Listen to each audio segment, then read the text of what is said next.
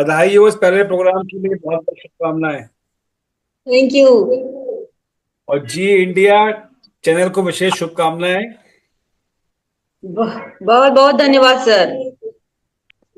आप सभी का स्वागत करती हूँ अपने जी न्यूज के चैनल पर। तो जैसा कि आप सभी को बताया गया है, आज मैं एक साहित्यिक शाम लेकर उपस्थित हूँ आप सबके समक्ष, जिसका नाम है साहित्य संवाद। आज के साहित्य संवाद का जो विषय है वह है प्रवासी हिंदी साहित्य, चुनौतियां एवं नई राहें। आज के इस परिचर्चा में भाग ले रहे हैं सुप्रसिद्ध समालोचक कवि डॉक्टर संदीप अवस्थी जी, जो कि जयपुर से हैं और आज के कार्यक्रम की अध्यक्षता कर रहे हैं। आज नमस्कार। के कार्यक्रम की मुख्य वक्ता हैं श्रीमती जय वर्मा जी, जो कि इंग्लैंड नॉटिंघम से हैं और आप एक सुप्रसिद्ध कवित्री कथाकार हैं। नमस्कार। और यहाँ अमेरिका की भूमि से जुड़ रहे हैं इंडियाना स्टेट से श्री आदित्य शाही जी, जो कि वहां पर हिंदी के विकास विस्तार के लिए कार्य कर रहे हैं। और आजमगढ़ की जमीन से प्रोफेसर प्रवेश कुमार सिंह जी आज के इस कार्यक्रम में सहभागिता दे रहे हैं। मैं आप सभी का समवेत अपने चैनल पर स्वागत करती हूँ और आप सभी को साथ लेकर के आज के इस विषय पर एक परिचर्चा करनी है, जो कि समसामयिक विषय और बेहद जरूरी विषय है। तो मैं सीधे अपने विषय से जुड़ती हूँ और विषय प्रवेश के लिए मैं आजमगढ़ की जमीन से डॉक्टर प्रवेश कुमार सिंह को आमंत्रित करूंगी कि वे 3 से 4 मिनट का एक संक्षिप्त वक्तव्य दें। डॉक्टर प्रवेश कुमार सिंह जी के विषय में मैं बताना चाहती हूँ कि आप हिंदी के विभागाध्यक्ष हैं श्री दुर्गा जी स्नातकोत्तर महाविद्यालय आजमगढ़ उत्तर प्रदेश में। हिंदी में आपकी गहरी रुचि है, हिंदी भाषा पर आपकी गहरी बैठ है और आपके तमाम समसामयिक लेख तमाम पत्र और पत्रिकाओं में प्रकाशित होते हैं। आप विशेष रूप से जो आज की युवा पीढ़ी है वो शुद्ध हिंदी का इस्तेमाल करे, शुद्ध हिंदी लिखे, शुद्ध उसका उच्चारण करे, इस पर बल दे रहे हैं। मैं आपका अपने चैनल पर स्वागत करते हुए और आपको आमंत्रित करती हूँ कि आप आज के विषय का विषय प्रवेश करें। डॉक्टर प्रवेश कुमार सिंह। बहुत बहुत धन्यवाद डॉक्टर प्रतिभा सिंह। आज का विषय बहुत ही खूबसूरत है और विद्वानों के एक मंडली में हम अपना सहभाग कर रहे हैं। विषय है प्रवासी भारतीयों के प्रति हिंदी की चुनौतियां। हिंदी एक ऐसा वटवृक्ष है जो विश्व फलक पर इस समय अपना स्थान बना रहा। हालांकि फादर कामिल बुल्के जब 1950 में रामकथा पर पीएचडी लिखे, या गिरमिटिया मजदूर 1903 में जब फिजी में, थाईलैंड में या अन्य जगह जा करके न सिर्फ भारतीय भाषा को बल्कि हमारे कल्चर को, हमारे रहन सहन को वहां पर प्रसारित किए। हिंदी मैं मानता हूं कि अभी इसमें बड़ी कठिनाई है, लेकिन अगर पूरा हिंदी भाषी लोग थोड़ा सा मनोयोग से, जहां हैं, जिस देश में हैं, जिस क्षेत्र में हैं, वे अगर हिंदी के प्रति थोड़ा सा स्नेह और प्यार बरसाएं तो निश्चित है आने वाला कल हिंदी का ही होगा। लोग कहते हैं अंग्रेजी प्रथम है, चीनी द्वितीय है, हम तृतीय हैं। इसी आज भारत का नेतृत्व भी बड़ा खूबसूरत है। विश्व फलक पर हर जगह हिंदी में अपनी बात कह करके विश्व के विद्वानों को, विश्व के लोगों को मजबूर कर रहा है कि वे हमारी भाषा को सुनने के लिए कान में ट्रांसलेटर लगावें। आज यूएसए हो या तमाम विद्वान बैठे हैं, वो मुझसे बेहतर बताएंगे, हर जगह जब हिंदी को हम एक जगह देने लगेंगे, ये नहीं है कि हिंदी के लिए सिर्फ हिंदी भाषी होना ही जरूरी है। विश्व फलक में लोग, क्योंकि हमारा बाजार विश्व में अब सबसे बड़ा हो चुका है, हमसे उनको जरूरत है।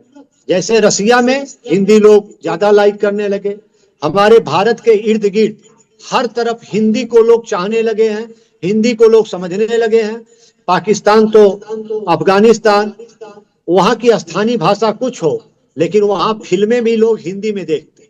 फिजी से एक मित्र अभी जल्दी ही अयोध्या आए थे, जब विगत वर्षों में आराध्य देव राम की स्थापना, मूर्ति की स्थापना हो रही थी, तो विश्व फलक पर मैं दावे के साथ कह सकता हूं कि राम, आराध्य देव राम की जब स्थापना हुई तो विश्व के लोग बड़े मनोयोग से हिंदुस्तान को देख रहे हैं। और यहां से जो हिंदी की खुशबू वहां तक पहुंची, फिजी हो, बुल्गारिया हो या अन्य जितने देश हैं, मलेशिया है, हर जगह हिंदी की महत्ता को लोग परखने लगे हैं। मलेशिया में तो भोजपुरी ऐसे बोली जाती है कि उतना बेहतर भोजपुरी तो हम अपने पूर्वांचल में भी नहीं बोल पाते। लोगों ने उसे आत्मसात किया। हालांकि वे अपनी मिट्टी की सोधी महक को पकड़े पकड़े अपने हिंदुस्तान में आ रहे हैं और अपने पूर्वजों का घर, स्थान, प्लेस ढूंढ रहे हैं। दो प्रधानमंत्री मलेशिया के हमारे जनपद आजमगढ़ से हुए हैं। हिंदी को के प्रचार प्रसार के लिए हमें इसलिए आसानी है क्योंकि हिंदी सबको आत्मसात करती है। हम अंग्रेजी की भाषा को भी आत्मसात करते हैं, फ्रांस की भाषा को, और अन्य भाषाओं को हम बड़े आसानी से सिरोधार्य कर लेते हैं। इसलिए हिंदी के प्रति मुझे जो लग रहा है कि लोगों की चाहत बढ़ी है, बस लोहा गर्म है, समय से धन मार देना है।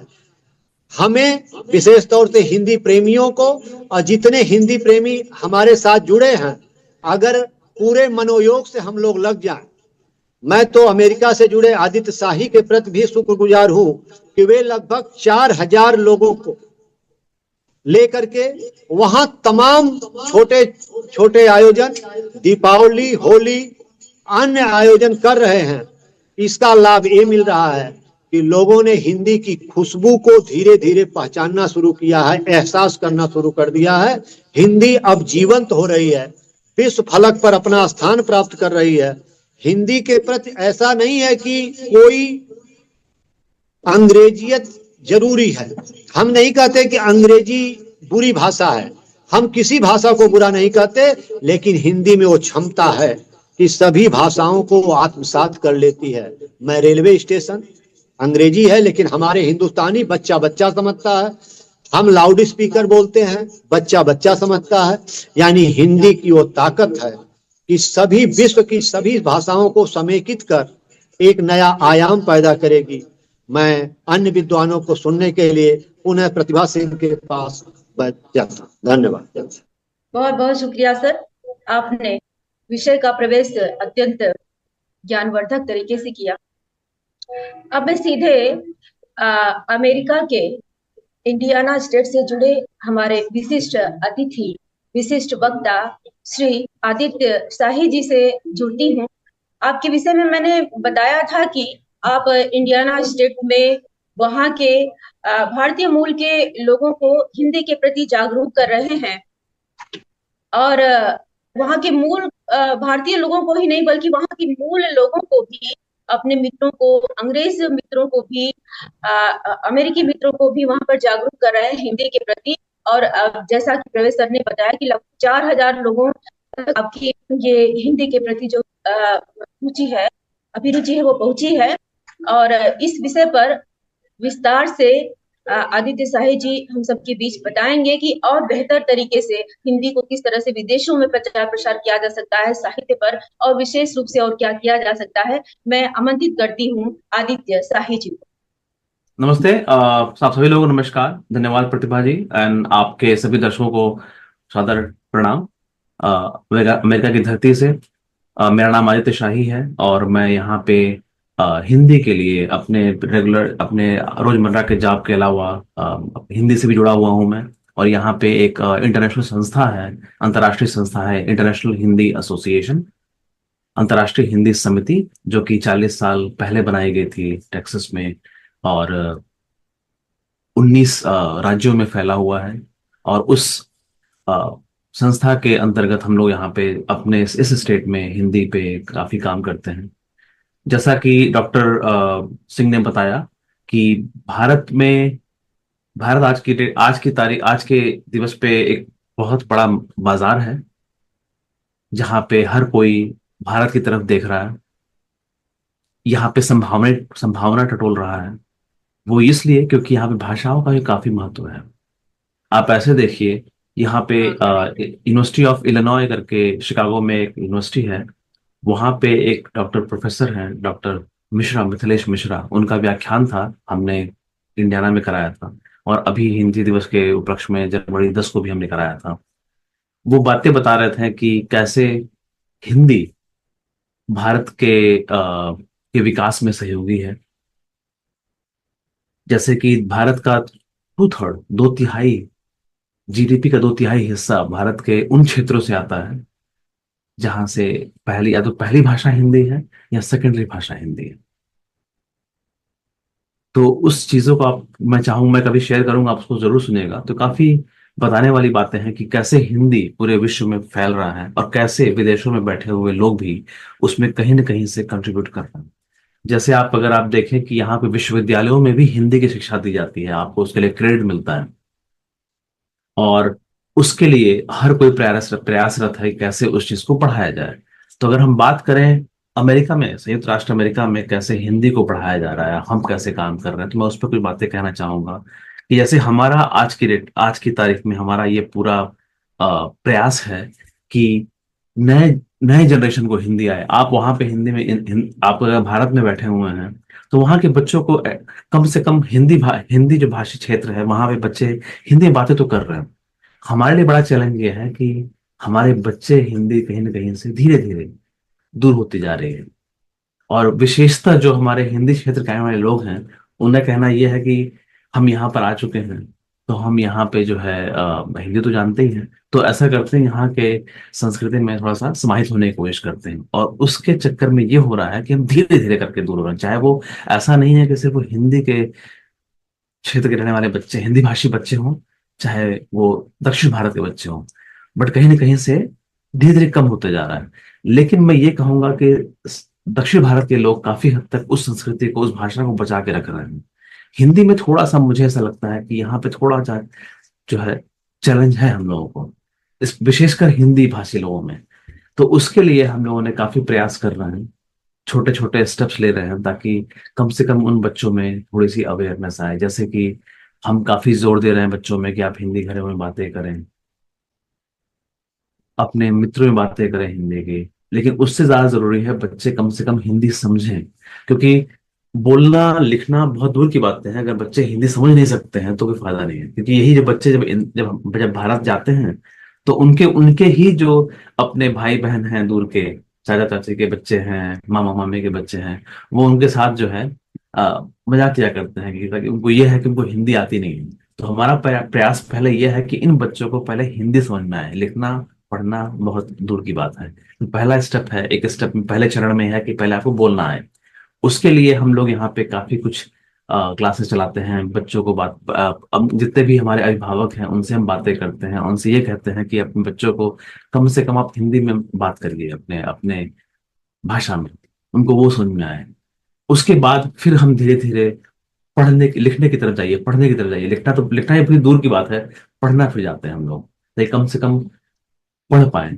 तो उसके लिए हम लोग यहाँ पे कक्षाएं चला रहे हैं, बहुत छोटे स्तर पे अभी हैं। धीरे धीरे उसका मतलब अभी अब हमारे पास 5-6 बच्चे जुड़े हुए हैं, जो बच्चे हैं मतलब, और जो क्लासेस में आते हैं पढ़ने के लिए। बाकी बात करने वालों में धीरे धीरे संख्या बढ़ते जा रही है। जैसे अभी मेरी कुछ दिन पहले मुलाकात हुई एक कक्षा 12 की छात्रा से, जो कि इसकी पैदाइश यहाँ पे हुई है, पर वो हिंदी पढ़ सकती है, हिंदी बोल सकती है, हिंदी लिख सकती है।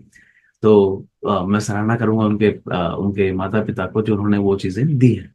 तो ऐसे करके हम धीरे धीरे बच्चों में लाने की कोशिश कर रहे हैं कि वो उसके अवेयरनेस आए। तीसरे चरण में हम ये प्रयास कर रहे हैं कि विद्यालयों में हिंदी का जो है समावेश हो। समावेश इन द सेंस कि जैसे यहाँ पे हाई स्कूल, जैसे यहाँ पे हमारे इंडिया में कहा जाता है इंटर कॉलेज 9 से लेके 12 तक का, यहाँ बोला जाता है उसको हाई स्कूल। तो हाई स्कूल में दो भाषाएं आमतौर पे होती हैं, विदेशी भाषाएं। भाई आंग्ल भाषा तो सबके यहाँ पे वो तो जैसे आपका वो है ही सब्जेक्ट सबका। तो एक विदेशी भाषाओं के नाम पे दो भाषाएं काफी रूप से पढ़ाई जाती हैं, जर्मन और फ्रेंच। जर्मन इसलिए कि खुद अमेरिका जो है 56% जितने भी अमेरिकन हैं, कॉकेशियन अमेरिकन कहना चाहिए, न कि नेटिव अमेरिकन, वो जर्मन रेस से आते हैं 56%। तो कहीं ना कहीं से जर्मन उनका है, इसलिए वो जर्मन उनका लैंग्वेज एक स्कूल में पढ़ाया जाता है। आपके ऊपर है, आपको क्या लेना है, चाहे आप जर्मन लीजिए चाहे फ्रेंच लीजिए। उसके अलावा हर स्कूलों में, इन सारे हाई स्कूल्स में बच्चों के प्रयास से, अभिभावकों के प्रयास से, वहाँ के विद्यालयों में और भी भाषाएं आ जा रही हैं, जैसे स्पेनिश भी है। तो फ्रेंच, जर्मन और स्पेनिश वेरी बहुत ही कॉमन है ये वहाँ पे। जो नई भाषाएं कैसे आ रही हैं, अरेबिक। जब जिस शहर में मैं रहता हूँ उसका नाम है कार्मल, कार्मल हाई स्कूल में अरेबिक आ चुका है, मैंड्रिन आ चुका है, जिसको आम भाषा में चाइनीज कहते हैं, जो कि मैंड्रिन कहना चाहिए, बट बोलचाल के लिए मैं चाइनीज का इस्तेमाल करूंगा। तो वहां पे चाइनीज भी आ चुका है और अरेबिक भी आ चुका है, लेकिन अभी तक हिंदी नहीं आया हुआ है। तो हमारा पूरा प्रयास है कि हिंदी को करिकुलम में लाया जाए, ताकि बच्चे हिंदी भी सीखें और उसके बदले में उनको क्रेडिट मिले एज अ कोर्स वहां पे। और काफी शहरों में, मेरे यहाँ पे तो नहीं है लेकिन कुछ अदर स्टेट्स में जहाँ पे हिंदी भाषी लोगों की बहुतायत है, वहां पे हिंदी हाई स्कूल में इंट्रोड्यूस हो चुका है। एक्चुअली वहाँ बच्चे हिंदी रेगुलर हाई स्कूल, मतलब कक्षा 12वीं करते करते वो हिंदी भी एज अ सब्जेक्ट पढ़ाई कर रहे हैं।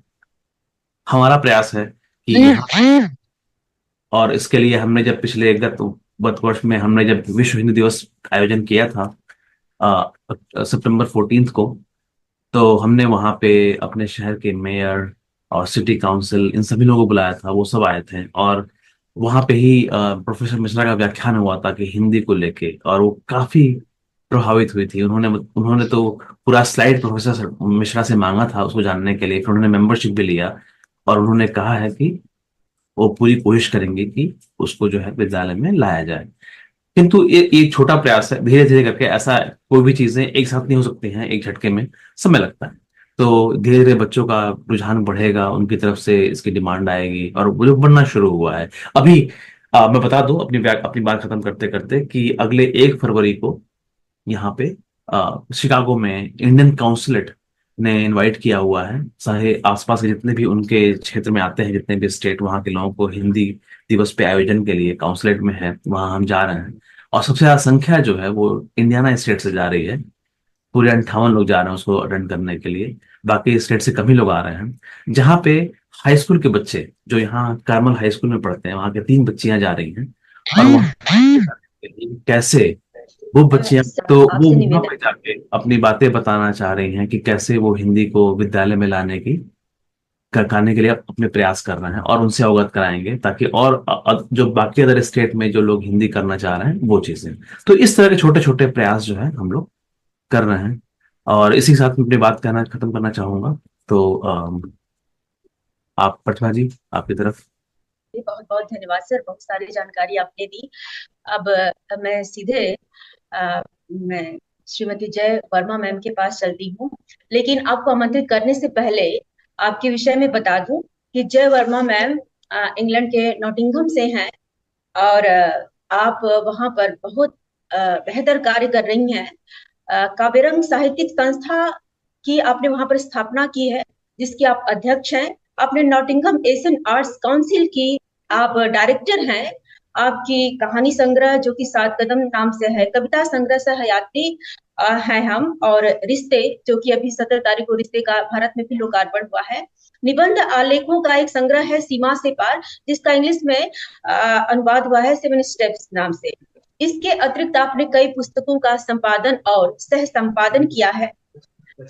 और पुरस्कार और सम्मान तो आपके इसकी सूची बड़ी लंबी है। कई दर्जन आप देश विदेश में पुरस्कार प्राप्त कर चुकी हैं, इसलिए उस पर हम चर्चा नहीं करेंगे क्योंकि सूची बहुत लंबी है। और विशेष बात यह है कि भारत के कई विश्वविद्यालयों में आपकी कविता और कहानियों को पाठ्यक्रम में समाहित किया गया है। और डॉक्टर मनमोहन सिंह जी जब प्रधानमंत्री थे, मोदी जी और बाकी प्रतिभा पाटिल जी, तमाम लोग वहां पर जब भी जाते हैं इंग्लैंड में, आपसे इन्होंने मुलाकात की है। और बहुत सारी चीजें हैं। मैं मैम से, चूंकि समय कम है, तो सीधे प्रश्न से जुड़ूंगी मैम आपसे। मैं आपसे प्रश्न करूंगी। एक पहला प्रश्न है मैम कि प्रवासी हिंदी साहित्य जगत में लंबे समय से सक्रियता की कमी देखी जा रही है, इसके क्या कारण? देखिए, ऐसा है, सबसे पहले तो नमस्कार प्रतिभा जी, और आपको बधाई कि आपने आज इस विषय पे बात करना चाहे। आवाज आ रही है? जी जी जी। तो अच्छा, इसमें क्या होता है, प्रवासी साहित्य है क्या रियली? प्रवासी साहित्य वही है जो हम लोग यहाँ से जाते हैं, दूसरे देश में जाकर के बसते हैं, और जिस देश में भी जाते हैं उसको अपनाते हैं, और जब वहां रह करके लिखते हैं हम लोग, और जो एक अद्भुत साहित्य लिखा जाता है, क्योंकि हमारे पास वहाँ के अनुभव होते हैं, साथ में अपने भारत की स्मृतियाँ, अपना बचपन, अपना जो हमारा संस्कार है, भाषा है और सभ्यता है, सब हमारे साथ साथ जाती है। तो इससे क्या होता है कि वहां पर जाकर के जब हम उस दूसरे वातावरण में जाकर के बसते हैं, जैसे कि एक पेड़ को आप उखाड़ते हैं, जाकर दूसरी जगह उसकी जड़ें लगाते हैं, तो उसमें समय लगता है, और ऐसे होते होते उनका उस मिट्टी का, उस पानी का, उस मौसम का भी उसमें असर होने लगता है। तो यही प्रवासी साहित्यकारों के साथ होता है। जो आप साहित्य लिखते हैं वहां रह करके, वही प्रवासी साहित्य है। तो साहित्य ही होता है, चाहे वो प्रवास में बैठ करके लिखा जाए, या वो भारत में लिखा जाए, या किसी अन्य शहर में या गांव में। लेकिन जो साहित्य है उसमें अंतर आ जाता है, क्योंकि इसमें आपका जो विस्तार है, जो आपका आकाश है, वो विस्तृत होता है, क्योंकि इसमें बहुत कुछ देखा होता है। इसमें सभ्यताएं होती हैं, दूसरे देश का वातावरण होता है, और वहाँ की शिक्षा होती है, और वहाँ का जो जीवन होता है, और जो एक थपेड़े लगते हैं दूर रहने के अपने देश से, वो केवल एक प्रवासी मन ही बता सकता है, कोई और नहीं बता सकता उसको। कि जब आप जाकर के बसते हो वो आसान नहीं होता है, वो चुनौतियां भरा होता है वो। और आपका प्रश्न, अच्छा आवाज आ रही मेरी? जी बहुत बहुत धन्यवाद मैम, आपकी आवाज एकदम क्लियर आ रही है। मेरा दूसरा प्रश्न संदीप अवस्थी सर से है कि भारतीय साहित्य जगत प्रवासी साहित्य जगत को किस रूप में देखता है? आप अक्सर विदेशों का दौरा करते हैं, इसलिए मैंने ये प्रश्न रखा कि भारतीय साहित्य जगत प्रवासी साहित्य जगत को किस रूप में देखता है?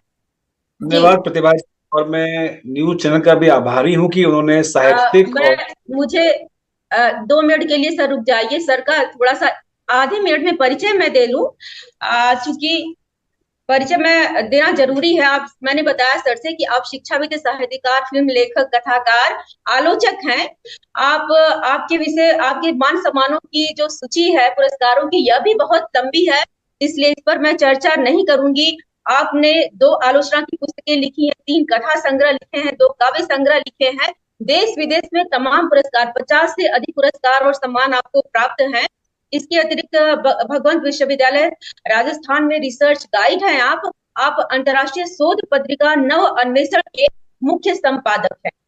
और चूंकि मैं अभी बहुत सारी चीजें हैं कहने के लिए, लेकिन समय मुझे ध्यान में रखते हुए बोलना पड़ रहा है। सर, आप मेरे प्रश्न का उत्तर दें। जी, धन्यवाद प्रतिभा जी। सबसे पहले मैं चैनल को बधाई देता हूं, उन्होंने इतने अच्छे विषय से इस प्रोग्राम की शुरुआत की है।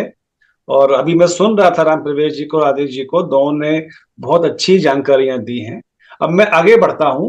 भारतीय साहित्य जगत, प्रवासी हिंदी साहित्य जगत को मैं दोहरा दूं, भारतीय साहित्य जगत प्रवासी हिंदी साहित्य जगत को उतनी ही गंभीरता से लेता है जितना हम हमारे स्कूल जाने वाले बच्चों को लेते हैं। ये सच्चाई है, हकीकत है। और जितने भी गंभीर प्रयास हुए, गंभीर आलोचक हुए, मैं नाम लेके बताना चाहूंगा, कमला किशोर गोयनका जी हैं, वो बड़े सम्माननीय हैं, मेरे अग्रज जैसे हैं, लेकिन वो मॉरिशस के अभिमन्यु अनंत और प्रेमचंद, इन दोनों को लेकर लगातार 40 साल से लिख रहे हैं। यानी किसी तीसरे व्यक्ति के बारे में, किसी तीसरे प्रवासी पर उन्होंने आज तक, अब उनकी अवस्था 80 वर्ष है। ये गंभीर आलोचक की दृष्टि है।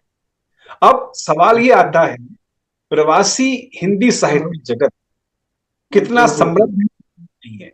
देखिए, ये तो स्पष्ट, जो विदेश में जाएगा, मैं अभी खुद विदेश होकर के आया हूं, यूएई गया था 2 हफ्ते के लिए। जो विदेश होकर के आएगा या विदेश में रहेगा भारतीय, स्वाभाविक है कि उसके पास अपने देश की, अपने लोगों की स्मृतियां याद तो रहती रहती, हर एक के पास रहती। अब वो याद सबके पास, ठीक है, जो आप बुनते लिखते हैं वो आपकी भावनाएं हो, भावनाएं साहित्य नहीं होता है। उन भावनाओं को लिखने के बाद फिर जो आप रचते हैं वो साहित्य की श्रेणी में आता है। तो मेरा अनुरोध यही है, प्रवासी जगत में सन्नाटा टूट रहा है, तो नई पीढ़ी आ रही है, मैं आगे जिक्र करूंगा कुछ किताबों का, इसमें जय वर्मा जी तो काफी वरिष्ठ हैं, निरंतर बेहतरीन कहानियां लिख रही हैं। जो मैं बात कह रहा हूं, आप जय वर्मा जी का 7 कदम जो इनका कथा संग्रह है उसको पढ़ के देखेंगे तो इसमें भारतीयता के साथ साथ इंग्लैंड की, लंदन की, नॉटिंघम की पृष्ठभूमि बुनी हुई है। यानी पात्र अगर भारतीय हैं तो पात्र इंग्लैंड के भी हैं, लंदन के भी हैं, गली कूचे लंदन के हैं। और तो ये सुंदर उदाहरण है किस आधार पर हमें साहित्यिक रचना करनी चाहिए।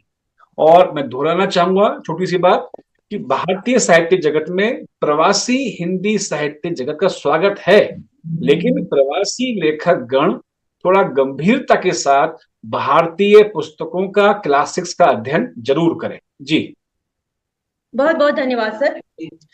मैं जय वर्मा मैम से मेरा अब ये प्रश्न है आपसे कि सभी अच्छे साहित्यकारों की शिकायत रहती है कि लेखन बहुपठनीय और समकालीन होना चाहिए। जी, आज प्रवासी जगत से कितने ऐसे हैं जो भूपेंद्र नाथ अष्ट, रविंद्र कालिया, ममता कालिया, कुसुम खेमानी, मनोहर श्याम जोशी, नरेंद्र कोहली, मैत्रेयी पुष्पा जैसे लेखकों को पढ़ते हैं, आप या जानते हैं? जी, अब देखिए मैं आपको एग्जाम्पल बताती हूँ।